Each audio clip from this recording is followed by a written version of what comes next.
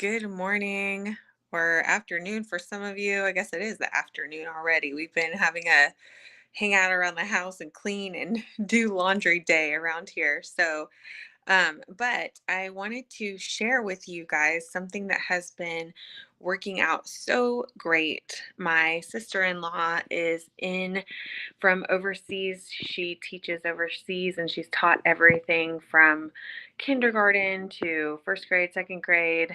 And she's brilliant, always has been, and really knows her stuff on handling children and multiple children at once. And so she's been staying with us and she's given me some pointers. And I'm going to share, I don't know that it'll be exactly her words, but it's definitely the perspective that she's given me and how I've applied it that has made a world of difference for me and my kiddos, especially my son. He's 5, and lately he is getting to the point where he's starting to do more things on his own, and he's getting chores and helping around the house. And at times that's frustrating because he doesn't always know how to do the things. So he's learning and he gets frustrated and he'll come to me and express his frustration, or he just won't want to do it. And so my sister-in-law gave me some perspective and just some tips that really help her in her classroom that have helped me a ton, and I'm just wanted to share them with you. And so the biggest thing that she shared was just to stay calm. Like to him, whatever he's bringing to me is his frustration at the time and how he feels, and he's trying to share, and he doesn't always have the words to share, and he doesn't can't always describe what's going wrong or what's going right or how he feels about something. So it's very over the top lately. I'll just say it that way. And so my job is to just not react in that same way, and to show that when you get older and you have different perspectives and more experience, that you can handle things better. And so even as much as I might get frustrated with him, or things like that, just to stay calm and realize that this is his frustration, not mine to carry. And so that has been huge, just to not react and let him be upset and let him feel what he feels, and not tell him how to feel, but ask him what's going on, and how I can help and offer perspective of experience. And then here's the big thing, the thing that has helped the most, trying to find good lighting, and I cannot find my cell phone stand, so I'll need to order one. Um, I will do that again, so that you guys don't have to get dizzy with me holding my phone and shaking it and stuff. But anyway, so here is the biggest thing that has made the biggest difference lately, and that is choosing to give him two options, two or three options. And so when he's upset, for example, the other day he was upset because he didn't want to eat his dinner. He was tired. And my son, anyway, when he gets overly tired, there is no calming him down. It takes taking him out of the situation and letting him calm down on his own in a different space to get him back to normal. And so he was sitting at the table with all of the whole family, and he was not wanting to eat his dinner. He was not wanting to go to bed. So I just said, okay, you have two options.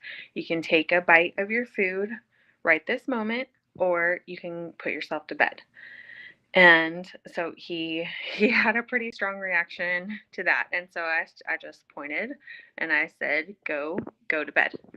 Like, you are choosing not to eat your food right now. That was your option, and you chose that you want to go to bed. So you're telling me that you wanted to go to bed. And so I just repeated calmly, go to bed. Go to bed. That's what I asked you to do. Please go to bed. And so eventually he did. And he calmed himself down. He did, yell down to me that he was calm now and whatever.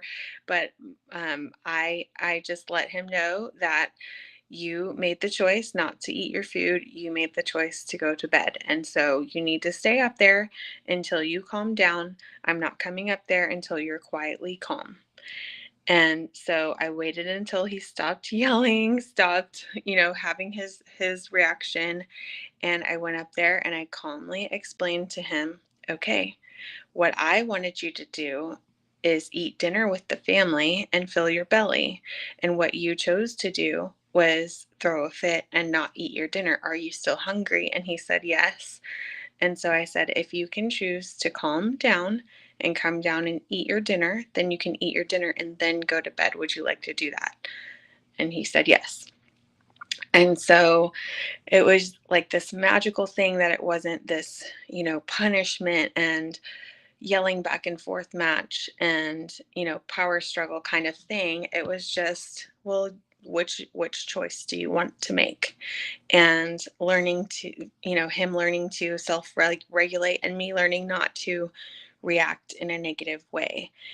And so it's been making a huge difference. And then another example was today I asked him to do some chores and he did not want to do the chores. He wanted to continue playing. And I said, and I give him, 5 minutes. I said, in 5 minutes, we're going to start doing chores so that he could set the expectation of, okay, this is how much time I have left. And so then I shared with him that it was time to do chores and he didn't want to. And I said, "Okay, that's okay. Well, then we'll just leave your room dirty until you decide to clean it. And we'll just leave the house dirty so we can all live in a dirty house. Is that a good option?" And he said, "No." And I said, "Well, what would be a better option?" And he said, "Well, if it was clean." And I said, "Then would you like to help clean?" And all of a sudden it was like, "Oh, well, I don't want to live in a dirty house, so I need to clean." And it gave him the ability to have, his be his decision instead of a forced thing.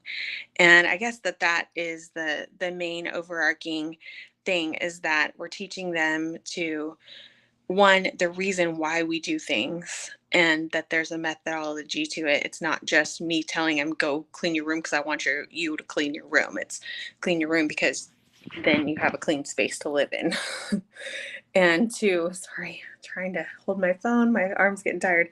Um, so anyway, and then just not reacting, not blowing it up into this whole thing that turns into way more than it needs to be, and just a simple request turning into something way more than it needs to be. So, anyway, I hope that helps you guys. If you are a stay at home or work from home mom that needs community around you, I've created a group over on Facebook. If you're seeing this on YouTube, I have a link in the description. You can hop over there.